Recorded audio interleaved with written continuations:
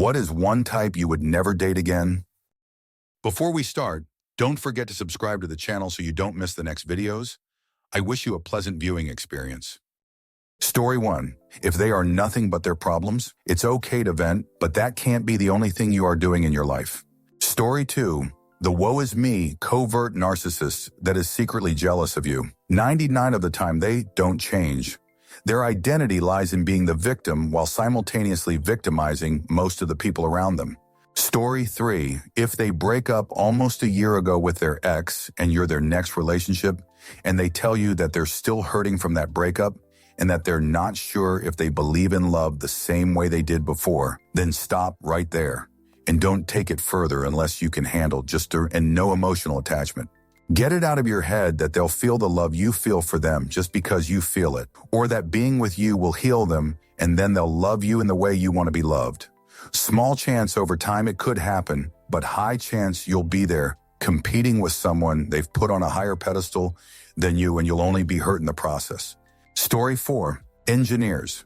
Not because engineers are bad people. I just know way too much about bridges now. People think I like bridges. I don't. I just keep hearing about them and can't unlearn all these bridge facts. I've somehow dated a civil, structural, and an aerospace engineer. I'm not trying to find these men. They just keep finding me and are impressed with my engineering knowledge. Story 5. An aspiring musical theater actor. Everything was a performance, and he managed to make every conversation about Broadway. At my family events, he would take over the conversation and make it about musicals. And if someone changed the subject, he'd bring it right back to Broadway. I love musical theater, but damn, it got annoying so quick. Story 6. Someone who looks smart on paper but is really a narcissist. Ex had 3 master's degrees but did jack all with them. Gave me for not pursuing advanced education and overall blue-collar mentality. I work in theater. Well, I make more than he gets from his parents, since he doesn't have a job. Story 7. Stoner guy. Absolutely no issue with people who smoke a lot of weed, but I personally don't like how it makes me feel, so I don't use it and am not interested. Being with a heavy weed user meant so much of his time was spent smoking or related activities, and it just cut into actually having quality time together. He was a good guy, and I wish him happiness with a stoner girl of his dreams. Story I told him. Men who think they're ugly. I dated someone with a facial difference. I hated how other people treated me like I was a saint for publicly dating them. It also made other people really curious about why someone conventionally attractive was dating him, so suddenly other women were throwing themselves at him. I thought it was so funny they thought he had money or was great in bed. Everyone was looking for some other reason that compensated for his looks. It gave him a big head, and he cheated on me. I was so embarrassed I didn't want to tell anyone. So when we broke up, people thought I was shallow and heartless. Story 9. They can't be introspective at all. Why does everyone else suck all the time, but I'm always fine? Everyone fucks up. Maybe you're a driver. Maybe you don't communicate well. If you enter into a relationship with the attitude of I'm totally fine, what's your problem? You're going to have a bad time. Story to Surin. No boundaries. At first it was fun. Shower together. Sleep in tight spaces. Everywhere together. But it gets old fast if it just keep happening all the time. Must eat together. Must go here and there together. Get too close, not only to my friends, but also my family. Story 11. The nonchalant type of guy. Tall men I don't actively search for 6'if men, but they all have this weird size thing. Am over it, soccer players. That time in college was hell. Massive cheater. And culturally speaking, mommy's boys who have a mom that's obsessed with them and hate any woman that steals their boy. Story 12. Festival girls. I never felt a sense of calm when they went out. Between the drugs, the revealing clothes, and the super late nights, I never wanted to go to those, but I would stay up for hours worried my partner would be raped or OD or kidnapped. I trusted her to not cheat on me, but I didn't trust her to keep herself safe. Story 13. Spiritual. Bruh, if you are religious, that's fine. If you are atheist agnostic, also fine. But spiritual types I dated always just struck me as megalomaniacs who just interpreted things that they want as what the universe wills. Story 14. Men who don't have a grasp on basic adulting. Intentional unemployment or underemployment veiled as fake woe is me challenges, won't contribute to household responsibilities, loses their temper at the slightest inconvenience ever, like waiting at a traffic light or standing in line at the grocery store. Never again. Story 15 Millennial Disney Adults. I like dating older 27 women, but having a 35-year-old woman tell me she hopes one day she can fly, like Peter Pan, made me want to gouge my eyes out. I went to an art museum with another, and a painting of a stormy cliff face made her say, "Oh wow, look, it's Azkaban." Fuck's sake. It's painful. I'd much rather just shoot for women in their 40s. They seem a lot more level-headed. Also, I got robbed once by the girl I went out with, so I guess I'd rather avoid that. Story 16 Women who are not able to control their emotions. If they hearsay feel something off, they immediately burst out and have to say something about it, doesn't matter who's there or how they say it. They're not able to process what they're feeling and share it in a calm and collected way. P.S. I see that they do this in front of people they're comfortable with most, so their partner especially or their parents' siblings will be the ones to get hurt by this the most and not any third person. Story 17 Insecure people. The kind you have to walk on eggshells all the time, the highly susceptible ones. I don't want to be careful all the time. I want to be me, normally myself. Not fear a storm BC. I did whatever it is I'm doing. Story 18 Someone that says labels are a useless made-up societal construct but then applies it to everything. From relationship status to mental health diagnoses to sexuality and gender, then making me feel crazy for saying how it is helpful to have a name for something I didn't previously understand. Like when I learned I had a mental health disorder and I wasn't crazy or bad. Giving me the name or label gives me peace of mind. BC, I can begin to learn about it. If that's not for everyone, that's great, but I'm not crazy for liking a label. Small story and example. During a conversation about sexuality and gender, I said to him that he was a cis man, which literally just means he ain't trans and doesn't have any gender fluidity. He didn't know what it meant, but instead of asking me what it meant, he flipped out and told me to stop labeling him, how he hates being confined to a box, and that I was turning into a woke, problematic cunt with all of these new words I was learning. Like I said, we were literally discussing sexuality and gender when he had this meltdown. Like I wasn't even trying to say anything rude. I was just stating a fact. He also told me that since I was bisexual, he was convinced I was going to leave him for a girl. ETA, now that I think about it, maybe he was curious. Story 19. I know this word is thrown around a lot, but a narcissist. I think there was a possible other diagnosis because some of the things done were so cold and detached considering what I was putting into the relationship. Story 20. Wannabe day traders or anyone in crypto who spend 24 hours a day staring at graphs, try to get rich from having nothing, effectively have zero income, but act like they invented the wheel when they make $100 of profit. Then talk about becoming a coach. Story 21, nice guys.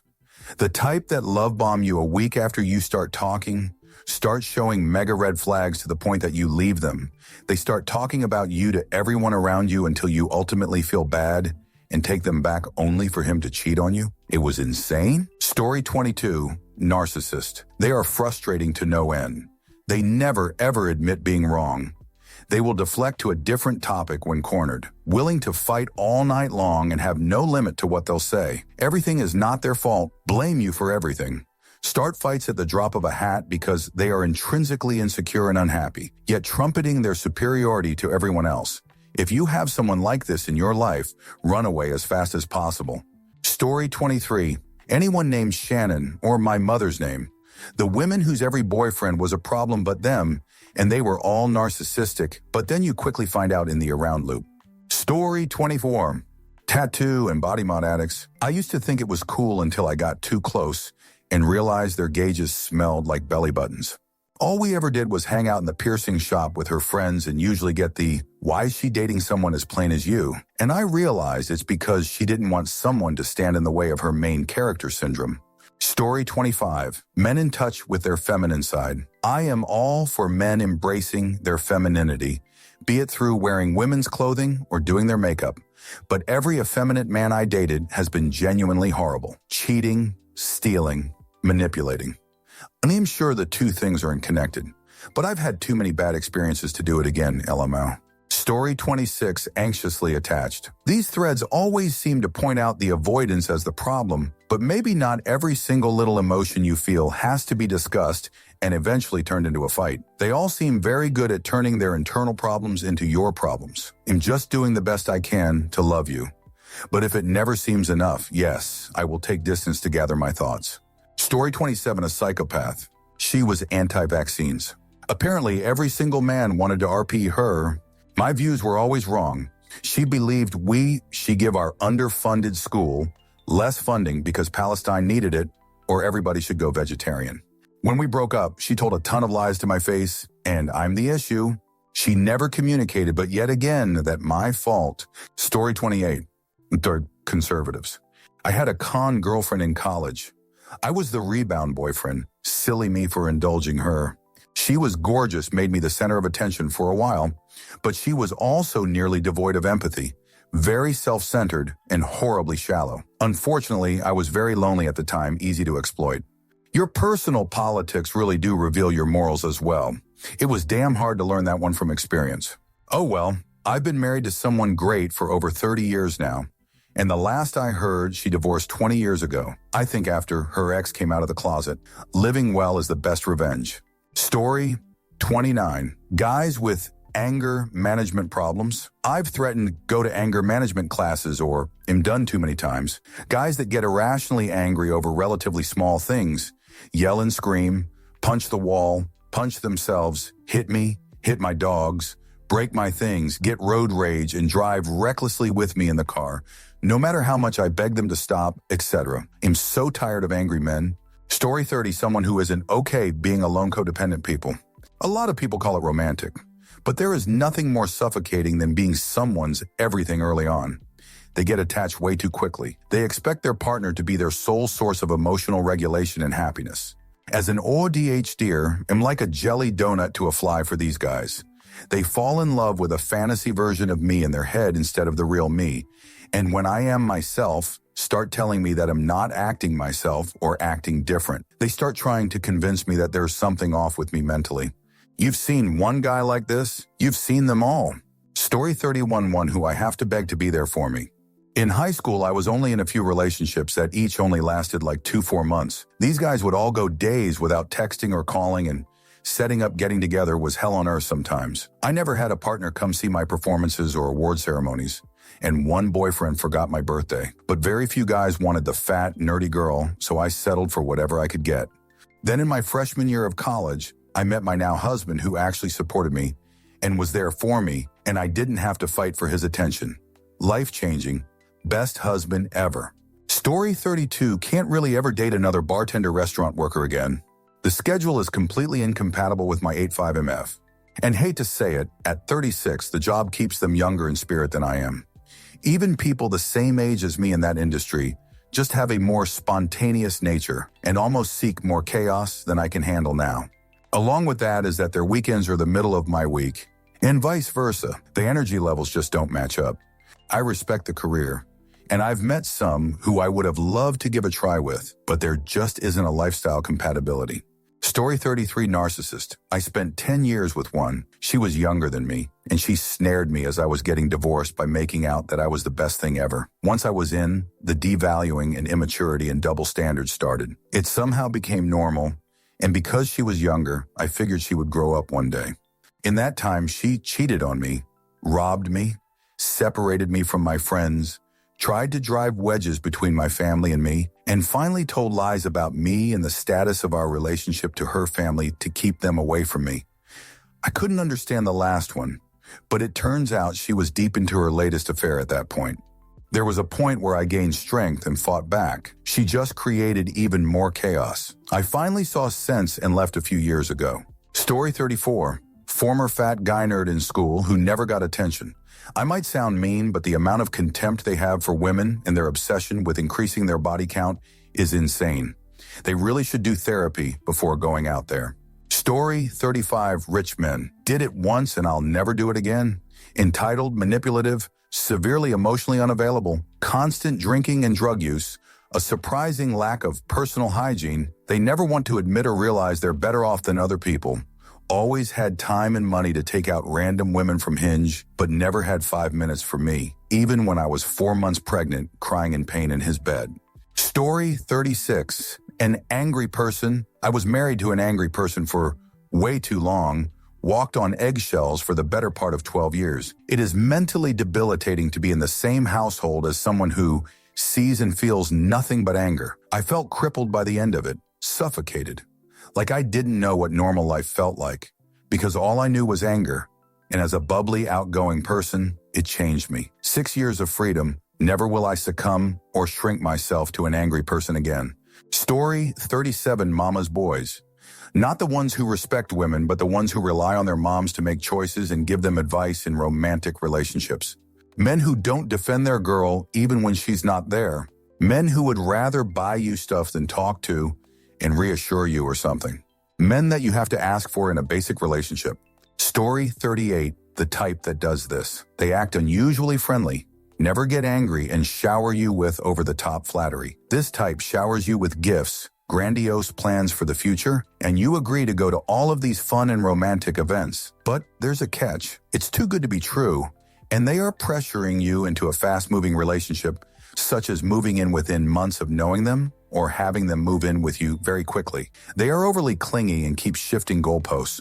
Finally, the red flags keep popping up over time, and you start to notice inconsistencies and outright lies. Their words and actions are different from each other, and over time, that benevolent, friendly person starts to change into someone who is controlling and manipulative, tries to turn you against your family, moves and throws away your belongings, emotionally blackmails you by pretending to be suicidal, makes you think that down is up and up is down, and sets up situations that become harder to leave if anything bad were to happen. I was fortunate to leave before it really went further downhill. It was all quite subtle, and under the guise of love and concern for my welfare.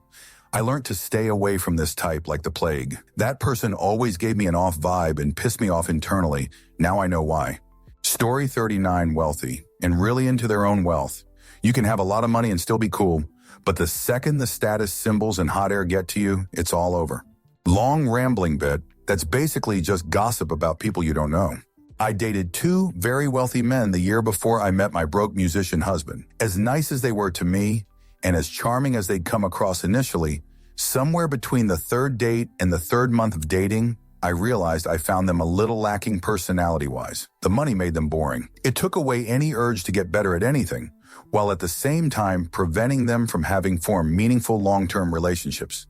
They both had jobs, but the companies were family-owned, and there was no real reason for them to try hard there because they'd both been taught from birth that they were very, very special and knew there was no way they'd ever be fired.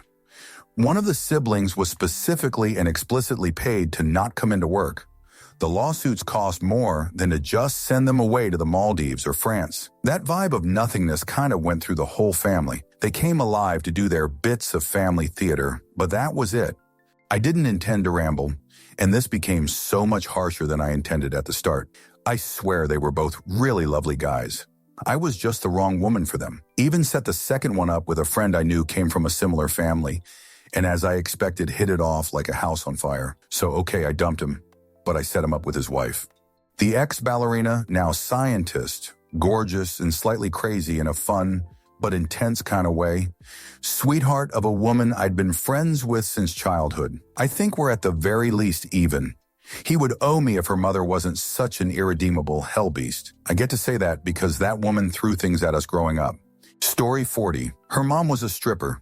The ex was stunning, but extremely shisty. There was some terrible things that happened in her life. The dad tried to kill himself, twice unsuccessfully. 3rd time succeeded. Her sister was killed in an accident. When I say there were issues, I'm not kidding. As I said, the ex was gorgeous, just beautiful. Green-eyed, brunette with a dancer's body. All that glitters isn't gold. Story 41. Guys who disrespect their sisters in front of friends and strangers. It's the biggest red flag, but I always let it get past me.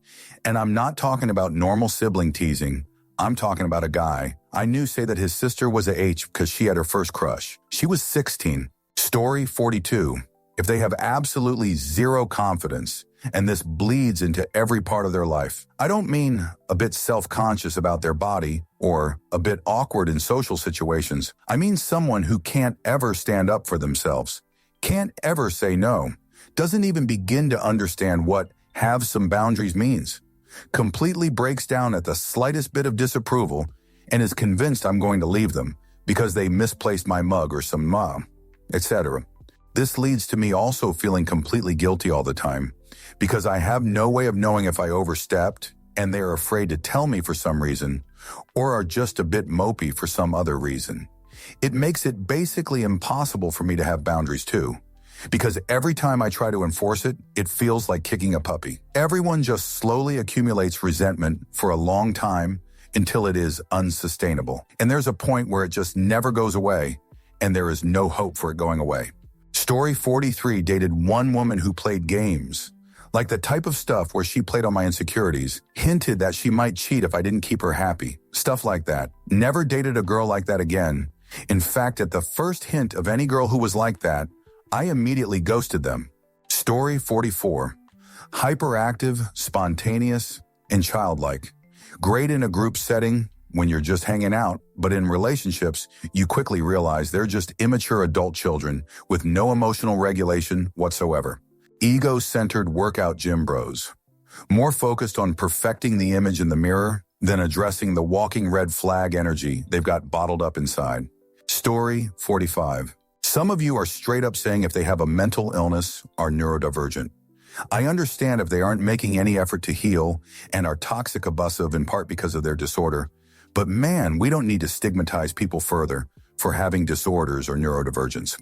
Story 46. Materialistic. I get it.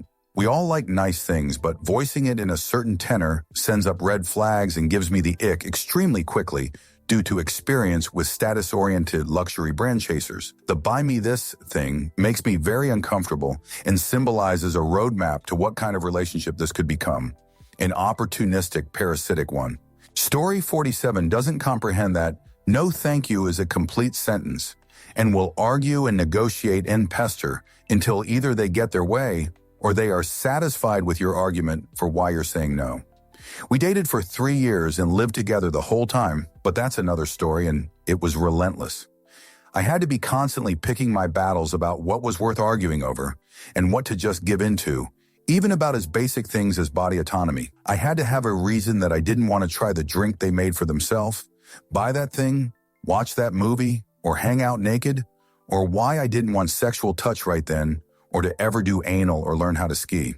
And the reason had to be good enough, which it rarely was, because then they'd negotiate and argue and question my preferences or try to problem solve the reason away. So like if I said I didn't want sexual touch before bed because I wanted to wind down, they'd question and pester and beg. And if I didn't cave, they'd say something judgmental like, "Why are you so sexually repressed?" Which is ridiculous because I have a pretty high libido for a cis woman. Or if I said I didn't want to stay up any later because I was tired, they'd be like, "Have some caffeine. I made you some tea." Or that I didn't want to walk around in public with nothing on under my skirt because of thigh chafing, they'd get me special Chub rub lotion. It was exhausting. Story 48. Any man who's clingy from the start and giving lots of attention, expecting messaging or other contact throughout the day, wanting to know where I am and what I am doing constantly. I used to think it's cute when I was younger because it made me feel special. I realized older it's more about control than anything else. Those are the men who will stalk you even after you want them to leave you alone. Story 49. I'm a bit wary of people who take advice from social media influencers, especially with things that sound clever, but make no sense if thought about or fall apart with just a bit of examination. More so if I get flack for pointing it out. I get approached by younger women a lot, and while that makes me hesitant enough, to some degree they all seem to listen to these absolute intellectual kiddie pools who care about seeming smart for clicks and would be absolutely called out on their harmful BS if they weren't pretty. Story 50, married now, LOL, but if I learned my lessons in life when single, the life of the party guy. The life of the party guy was fun, but I often felt lonely while with him. He thrived being around many different people, made me feel like I wasn't enough. He wasn't a bad guy, he just wasn't the right fit for me. I realized I gravitated to those kind of guys as I thought it was the life I wanted. However, I am very much an introvert that gets absolutely drained from that much social interaction, and that my personality got swallowed up by those type of men.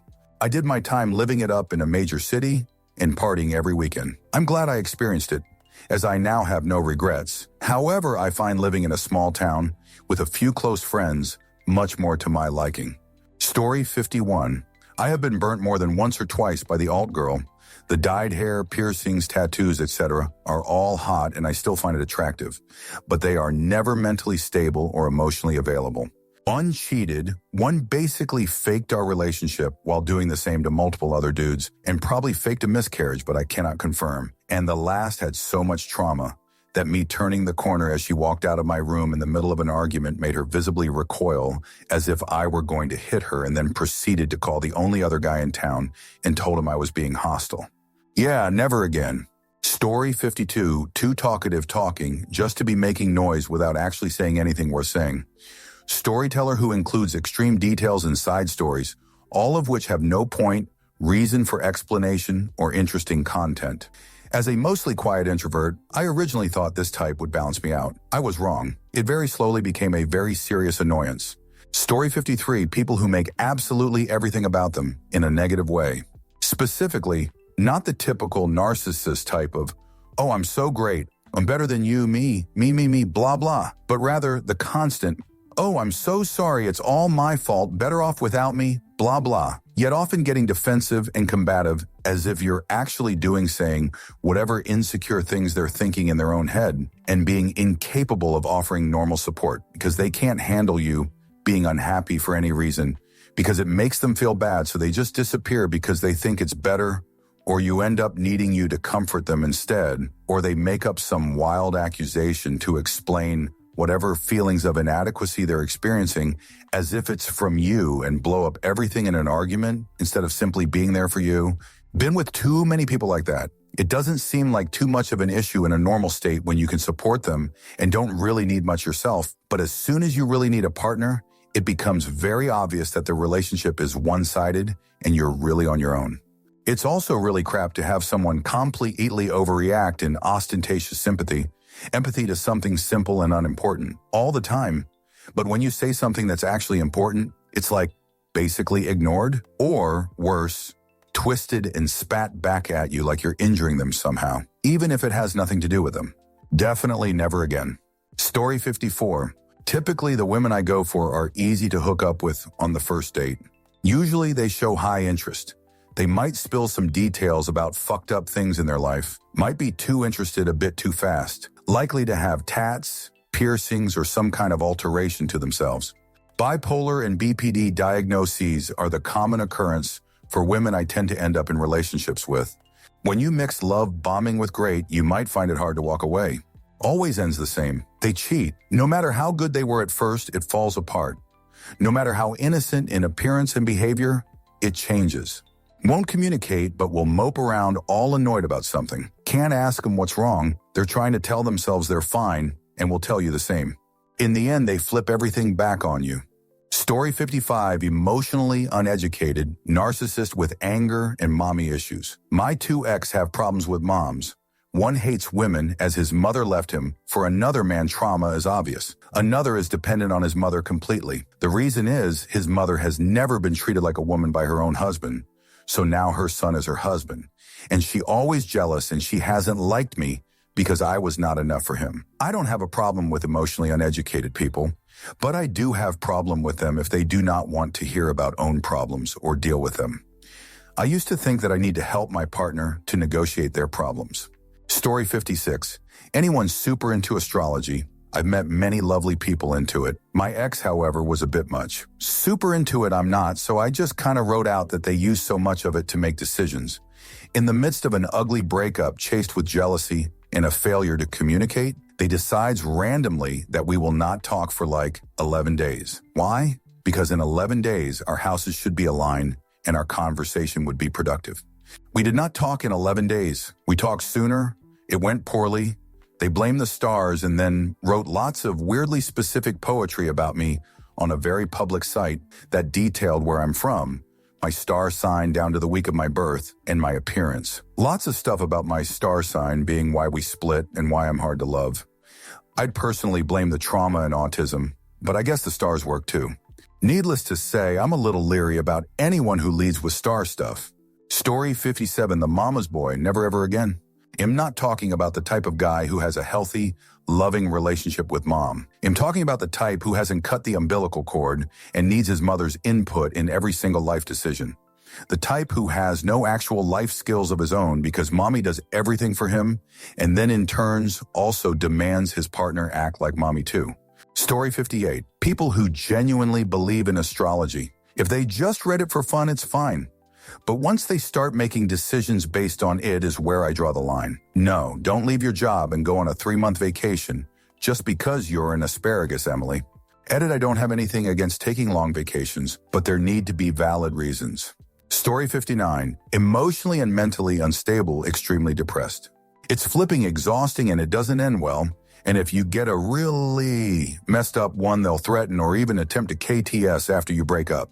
Story 60. This is an odd one, but if they're from a tight-knit, loving family, I've always found they are the least independent and just as emotionally immature when they become adults. They can't be more than a few miles away from their family. They've been around their whole life. Won't move away and try to start a life outside the neighborhood they grew up in. Always lets their family walk all over them. They always have crippling fear of life itself because their family isn't right there to wipe their ass and hold their hand. Probably have no domestic skills because their parents did everything for them. Their family probably fed them a boatload of guilt their whole lives, how they would be a bad kid if they did anything away from mommy dearest. Story 61, self-victimizing sociopath. He was a horrible person. More than I'm willing to type out here because it's just too much and too exhausting. The biggest red flag I learned from him, though, in retrospect, is that he started our relationship looking for pity and empathy from me. Literally our first date, the first hour, he spun up this poor, sweet, innocent me narrative that I was kind and naive enough to believe and entertain. Even if everything he told me was true, it wasn't sorry, but it's not my responsibility to fix a grown man's problems, no matter how unlucky and pathetic your life has gotten. I wouldn't entertain people with a victim or martyr narrative now, and honestly am much more wary to entertain people whose lives are a complete wreck. I'm not your manic pixie dream girl, mom, or God. Story 62. Women who watch reality TV recreationally. Something about having a craving for that kind of manufactured, over-the-top drama primes you to look for those kinds of scenarios in your own life. And if you don't have any, well, why not make some? Had a girlfriend who quit her job as a pharmacy tech making decent money because she couldn't stand old people to become a daycare provider. Surprise, surprise, she also couldn't stand preschool kids. Every day at work was a constant trial for her. And even when she found a job that paid better and had a more laid-back environment, she was still finding drama and trauma with her coworkers. Never again, especially with someone who isn't physically attractive. Story 63, MAGA guys, or Republican men in general. I understand not everyone is terrible, but every collective experience I've had with a Trump guy was negative. Even if it wasn't a dating scenario. I had to file a police report on some guy on my socials that didn't like this silly meme I posted about Trump. And he found my address and told me he was going to come, rid the world of more liberals, am a single mom, and live alone with my kids. I dated a couple since my divorce, but all of them seem to have negative views of single moms or women with careers or women in general. And I never understood why they would try and pursue dates with me when I told them I'm a single working mom before a first date. Not worth it after so many bad experiences, LOL. Story 64, someone who describes their parents' struggle stories in a frothing, passionate way. Not in a out of sorts because still processing some deep family lore that dropped recently or has recent developments way. Or so, anyways, that's why I originally got into medicine, social work, volunteering, etc. way. In a reciting from memory, my family member deserves my subservience because they survived adversity, and you also owe them because you're with me way. Just run from sons, bands, and perfectly devoted daughters. Story 65, people in general. I've served my time in the dating relationship world. While I have a good partner at the moment, when this relationship ends, and it will, either through breakup or death, I'm done. Relationships are exhausting at this stage of my life, just not a priority anymore. Story 66, easily book talk sleep token girlies. I've dated 2 and they have such a broken idea of romance. They fawn over weird monsters and obsess over seeing a dick print in Vessel's pants. Truly have advanced level brain rot. Close second is mid-30s, adult women obsessing over Taylor Swift music. It's just weird, unhealthy. I'm all for letting people like what they want and not yucking other people's yums. But holy, she wrote those songs when she was like 14. You shouldn't be relating to every word like your life is the Notebook.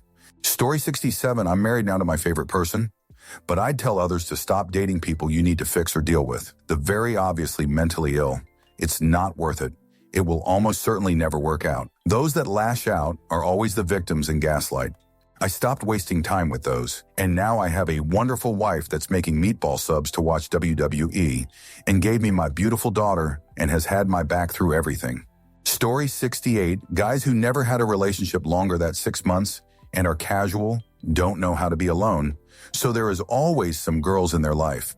Not saying they can't change or that these things make them bad. I just want someone who knows how to be alone and heal, and someone who experienced something long-term and meaningful, as I also did. Mind you, I'm in my late 20s, and I don't date younger guys. I understand that it's harder to expect someone who is like 21 to already have a long-term relationship behind them. Story 69, I dated someone with autism once. Communication was extremely hard. He couldn't finish what he started. He had no set goals or aspirations. Having an intellectual conversation with him was impossible. He relied on me for almost everything. Sometimes it felt like I was dating a child instead of an adult man. I don't think I can date someone like that again, just based on how exhausting our relationship was. He was my first ever boyfriend, so I had no idea what I wanted in a man. My standards have increased a lot since then. Story 70 Army men. Both struggled with what consent was. One was into being a cuck. I literally told him I wasn't into it. Showed up home to very naked, strange men soliciting with my ex, encouraging me to get naked and just go along with it. Then when I left again and told the men to GTFO and I got pissed, I was called unreasonable, and I was demeaned and called gender slurs. I'd say no to the other doing something he liked. I hated it, and he would do it again 2 men later. Also, both cheated on me. Both also were lazy, refused to cook or clean. They gamed all day, both had anger issues. Never dating anyone in the Army or military again. I even had a friend group in the military. 5 of the 7 couples in that group are divorced over cheating, domestic violence, or an weaponized incompetence.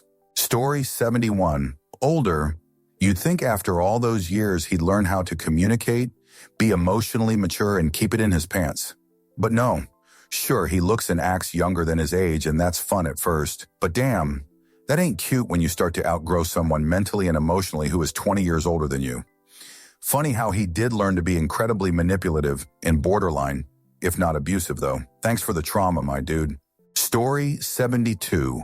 Once I get my new job and leave my current situation, the without a job and no intent to get a job because of anxiety almost type. I have anxiety, but I can't use that as an excuse why I can't get a job, and damn sure wouldn't use that as an excuse to not go to a psychologist to be diagnosed with severe anxiety so I can get disability checks. I feel used, and every time I bring up how she brings in only $500 a month by babysitting kids of parents, she already knows. And she will only use her money to pay part of one bill a month because she needs more than I can provide her, but still won't get a job. Not even a remote job where she doesn't even talk to people. I've given her job listing after job listing of jobs. She doesn't have to leave the house to interview or even talk to people on the phone after hire. I love the woman, but I'm not a babysitter. I just can't do the one income thing anymore. This isn't 1940 where houses cost $18K and mortgage payments are the price of a dozen eggs today.